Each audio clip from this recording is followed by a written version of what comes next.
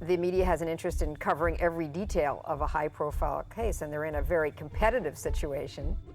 We have created a society that is bored with special effects. Killers out there believe that it's easy to plead insanity. It pays for the sponsors of the shows. It pays for the networks who show the shows. The big profile stories provide, and even the lesser profile stories, do provide the media with grist.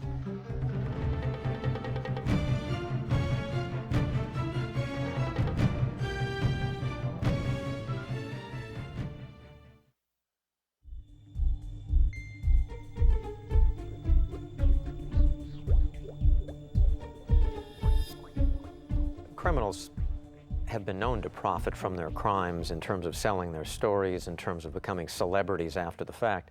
You know, it all depends, of course, on how we define crime. I mean, some people have become celebrities because of political crimes. So the reality is, it is possible for criminals to profit from telling their stories. It's not real likely, but it does occur, and it can occur. Of course, you need somebody to pay, and as we saw in the movie, it's always possible, depending on how sensational the act is, you find somebody to pay. Most criminals, it seems, really, even if they're in a high-profile situation, I mean, with the exception of O.J., there's not that kind of money that people even think that is possible in a book. And certainly no one's going to give movie rights to a criminal. They don't have to, because those records are public. So no one has to pay a murderer for his story. It's a public record. I think we have to define profit. And in the mind of a sociopath or a psychopath, profit can mean his name is immortalized in the Library of Congress. So I don't think money passing hands is necessarily something that needs to be something that he's seeking. Yeah, and the lines are getting blurred because there is kind of an incestuous relationship sometimes between some members of the media and who want to cover the crime, who want all the information about the crime, and sometimes the victims and sometimes the person who has perpetrated the crime. The media has an interest in covering every detail of a high-profile case, and they're in a very competitive situation, which causes them to want to get whatever is next and whatever is new. A criminal will tape his crime and try to sell that tape as a piece of entertainment. There are lots of criminals at this point in time who tape their crimes and screen them again and again because they get pleasure from seeing it. And that seeing themselves on it, which is exactly what happened in 15 minutes. I think the motives of the criminal were economic, but in addition, they love seeing themselves on it. Well, sir, at the end of 15 minutes, the killer says, "I'm a movie maker."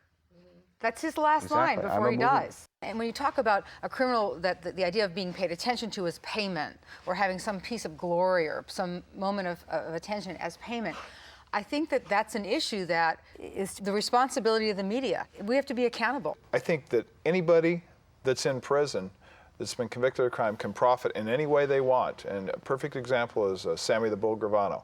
He killed 9 people. Federal prosecutors said, "We want your testimony so much that those 9 people don't count, and we're going to let you have immunity just so we can get Mr. Gotti, who is also making money through a prison telephone and through his attorney." So I think trying to stop people making money is absolutely absurd. I just think we put the people that belong in jail and stop making them heroes.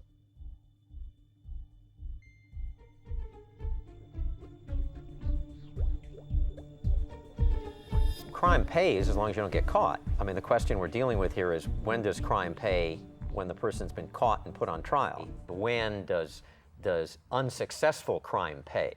And the reality is, unsuccessful crime seems to pay far more to the lawyers than it does to the participants. But in the high-profile cases, who tends to profit are the news organizations, who are able to have stories that people want to tune in and watch. It pays for the sponsors of the shows. It pays for the networks who show the shows. It pays for the producers of the shows. It pays for politicians who are able to exploit a climate of fear to promote themselves. And exposure on the TV. And exposure on TV.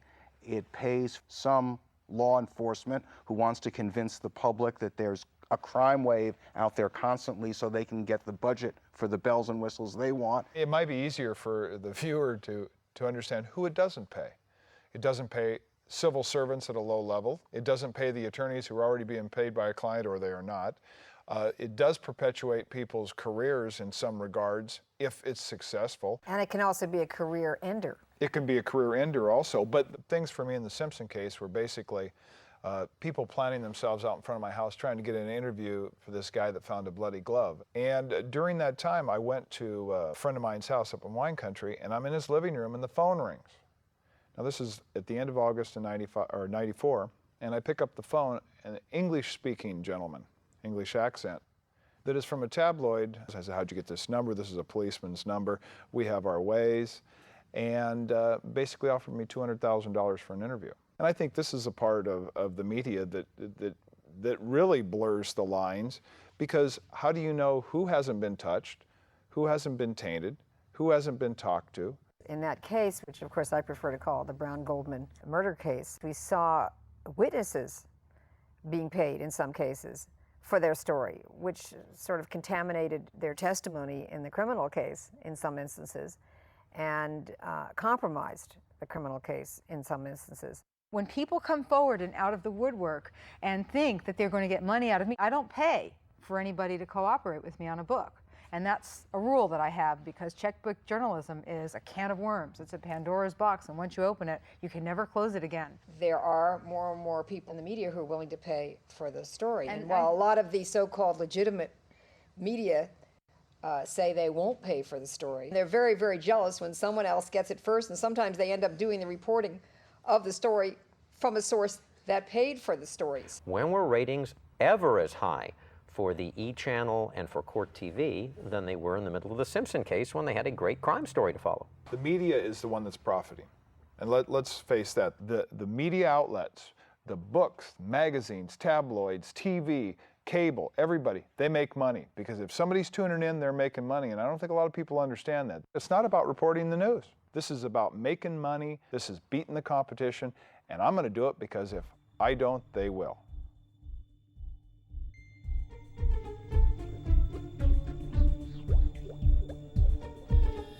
In the film, the question is raised as to whether or not they really are insane or not. And I think that's a question that the public is fascinated about.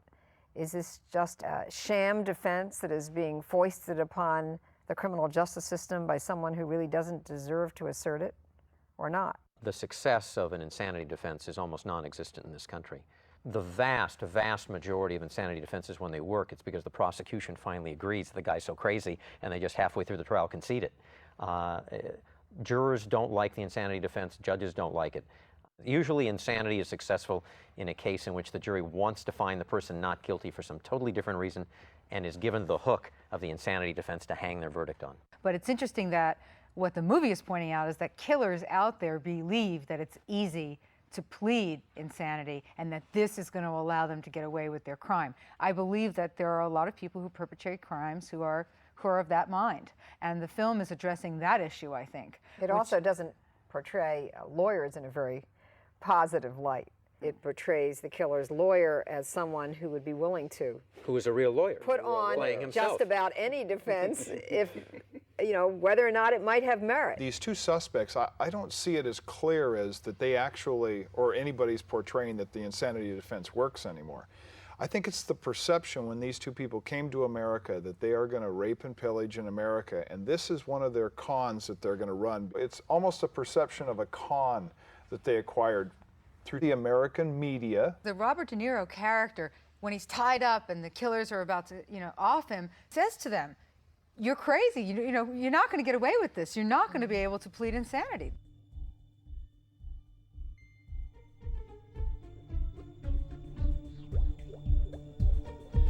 The deal that obviously was most amazing to me when it happened years ago was when Marcia Clark sells her story about the O.J. Simpson case for $4.2 million. That's an amazing sum of money. I mean, the President of the United States at that time, wasn't getting that kind of money for telling, a story in a book. Every lawyer made a deal. Every lawyer made a deal, but notice the defense lawyers typically didn't make much money in it. But it also was the prosecutors who got the money. The prosecutors who did not prevail in the case. Yes.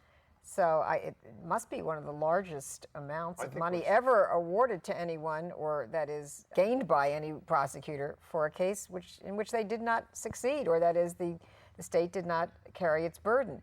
That was startling, and but for the media, it wouldn't have been worth anything. What's most disturbing to me is when they signed the contract.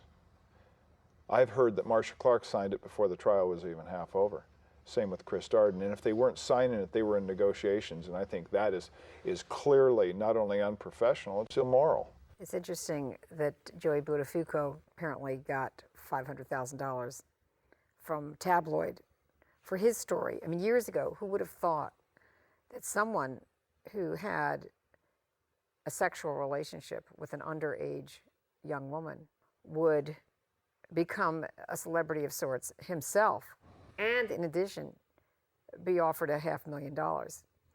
I think it's shocking and very disturbing. And at the same time, the Amy Fisher story was the most highly rated film on television that year. Lest we forget Lorena and John Bobbitt, for example, which that captured was a short story. But it was one that was really intriguing. There were millions of people. Well, I guess that's a pun, right?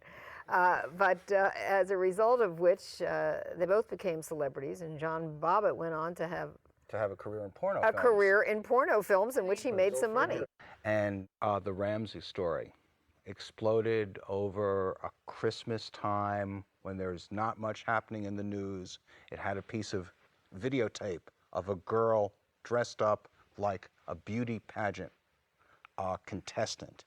And all of a sudden, a sad, small, sorry crime seemed to have a salacious overtone, a sexual overtone.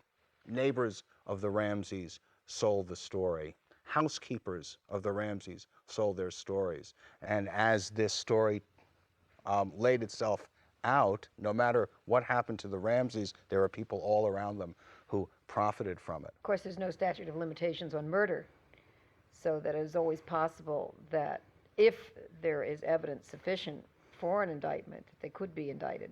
Absolutely. In the future, so. And if that ever happened, all the reporters would be back in Boulder in half a day, and all the satellite trucks would be back in Boulder in a half a day, and all the tabloid shows would be at the doors of all the friends and neighbors they could find, trying to get sound bites to tell that story. And all those people would profit from a crime that in fact they had nothing to do with.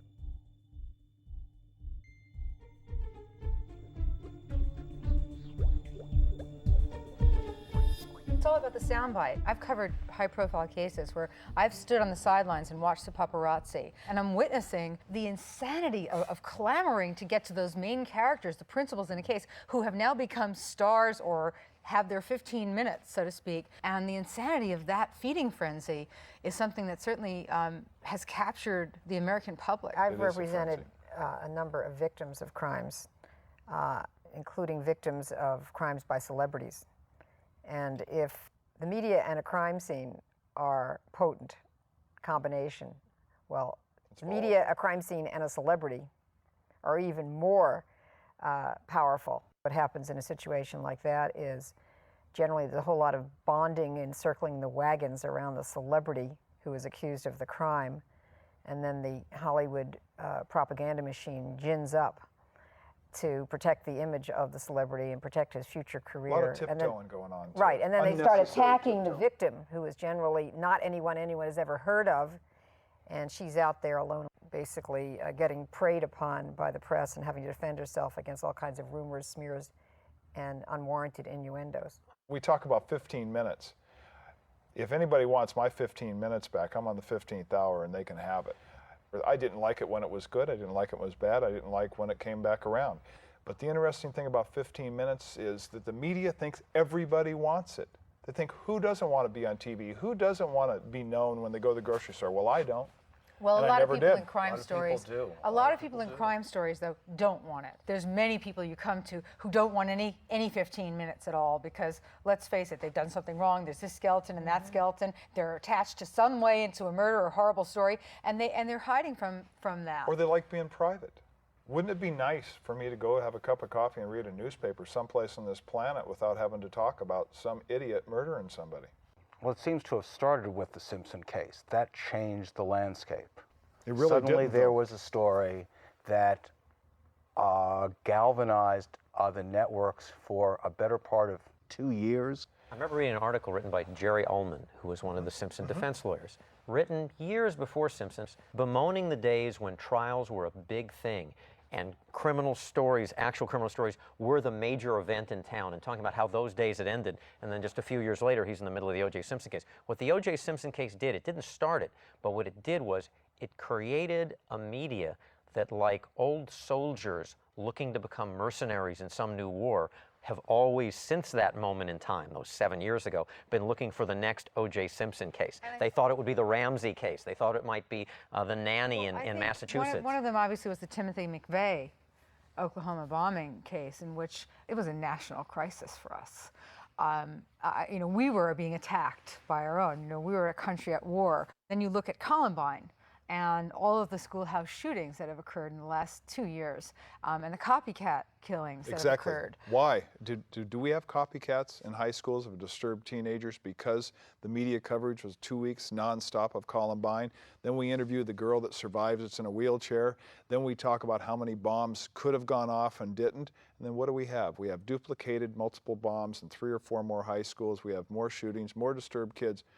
Would they have done it had they not seen it on TV and saw the exposure and the infamy that the suspects got? I did a story with skinheads for a news organization here in California, and what amazed me was that they told me point blank that but for the media coverage of skinheads, their organization was almost dead. But then the talk shows started to pick it up. Exactly. And as the talk shows started to pick it up, they had a new life again. And I was horrified because in some way I feel responsible as a person who is involved in feeding the media stories, whether it be through books and films, that I'm hoping to shed light on subjects matters, and all of a sudden I'm thinking, wait a minute, this cycle is turning back around.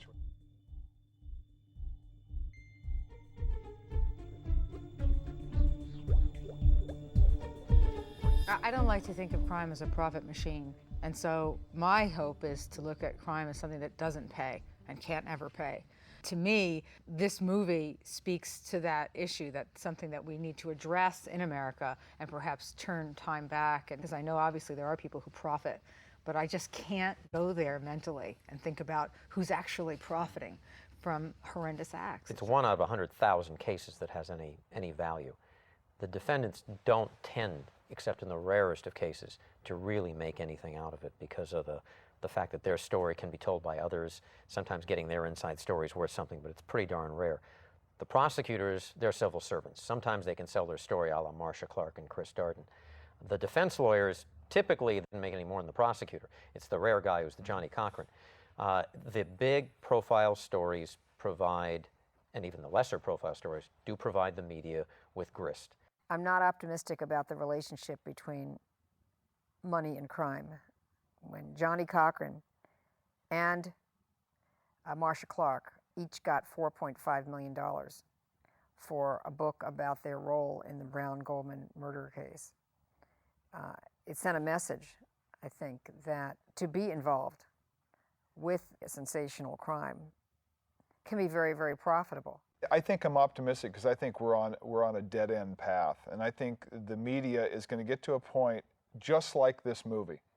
15 minutes. They're going to get to a point where they're going to have one of those change-of-life experiences, and I think in this movie, the anchor does have a change-of-life experience. He became part of something that was distasteful to him, and he realized it. I think that might be the future of the media.